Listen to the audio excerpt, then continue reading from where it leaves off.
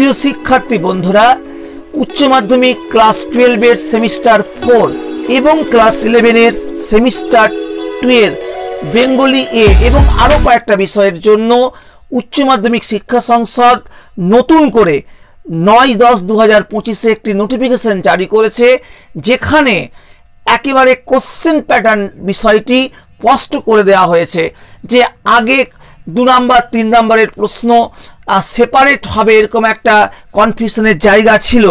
যাতে সে বিষয়ে কোনো সমস্যা না থাকে, বাংলা এ বেঙ্গলি এ অর্থাৎ যাদের প্রথম ভাষা বাংলা তাদের ক্ষেত্রে সেমিস্টার 4 আর যারা 12 এর সেমিস্টার 4 এবং ক্লাস 11 এর সেমিস্টার 2 এ যারা পরীক্ষা দেবে তাদের প্রশ্ন কীরকম হবে সেটা পরিষ্কার করে দেওয়া হয়েছে। কি বলা হয়েছে দেখো, বলা হয়েছে যে নোটিফিকেশন দেখলেই তোমরা দেখতে পাবে কি লেখা আছে। বেঙ্গলি এ, there will be no separate sections of questions of 2 and 3 marks in the semester 2 and semester 4 question paper. অর্থাৎ সেমিস্টার 2 এবং সেমিস্টার 4 এর কোশ্চেন পেপারে বাংলার ক্ষেত্রে বেঙ্গলি এর ক্ষেত্রে 2 নাম্বারের কোনো সেপারেট প্রশ্ন থাকবে না, 3 নাম্বারের কোনো সেপারেট প্রশ্ন থাকবে না।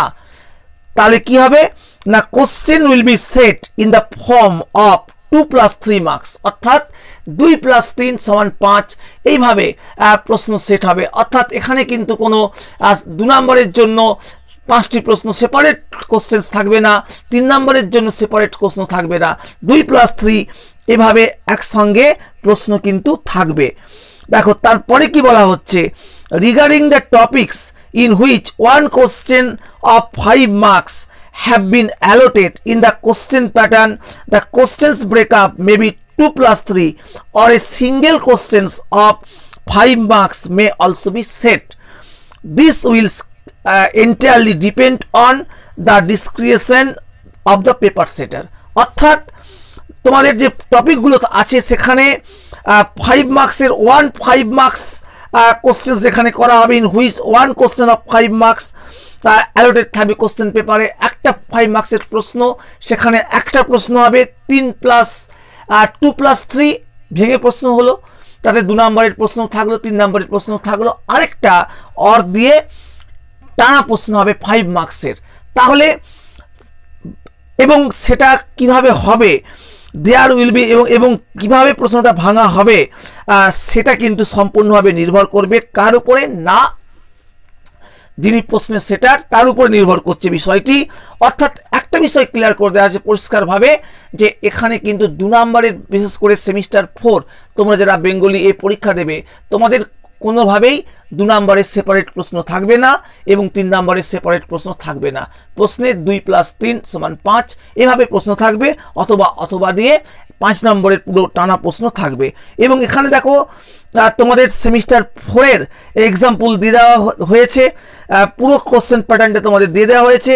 যে গল্প, দেখো গল্প থেকে তোমাদের একটা যে লং প্রশ্ন লিখতে হবে, 5 মার্কস এখানে অ্যালট আছে, সেক্ষেত্রে তোমাদের একটা 5 মার্কসের টানা প্রশ্ন পড়বে, অর দিয়ে তোমাদের 2 + 3 দিয়ে 5 নম্বরের একটা প্রশ্ন পড়বে।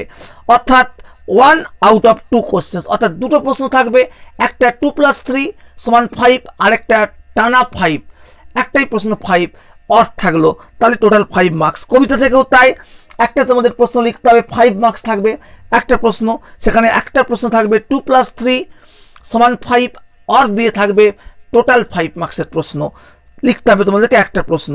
নাটক থেকেও তোমাদের টোটাল 5 মার্কস এবং সেখানে তোমাদেরকে একইভাবে 2 + 3 = 5 আর অর দিয়ে একসঙ্গে 5 মার্কস।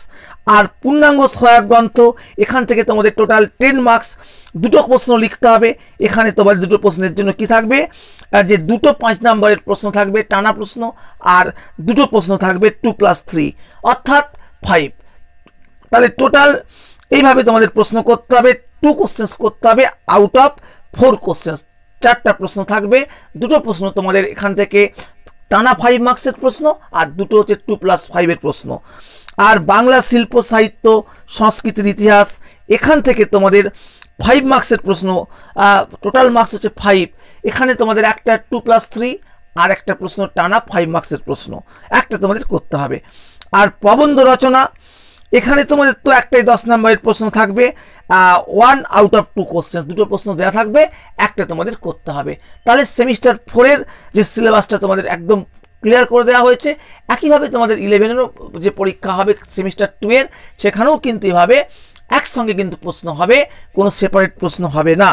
এই বাংলা ছাড়াও, বেঙ্গলি ছাড়াও তোমাদের ইংলিশ এ এবং আরও কয়েকটি সাবজেক্টের ক্ষেত্রে এই ধরনের কোশ্চেন্স প্যাটার্নের কথা কিন্তু বলা হয়েছে। তাহলে বেঙ্গলি এতে তোমাদের সাবজেক্টের বিষয়ে যে প্রশ্নের প্যাটার্ন নিয়ে যে সামান্য হলেও কনফিউশন ছিল আগের নোটিফিকেশানে, সেটা কিন্তু আজকের নোটিফিকেশানের পর কিন্তু একেবারে পরিষ্কার হয়ে গিয়েছে, আর কোনো কনফিউশনের জায়গা কিন্তু নেই।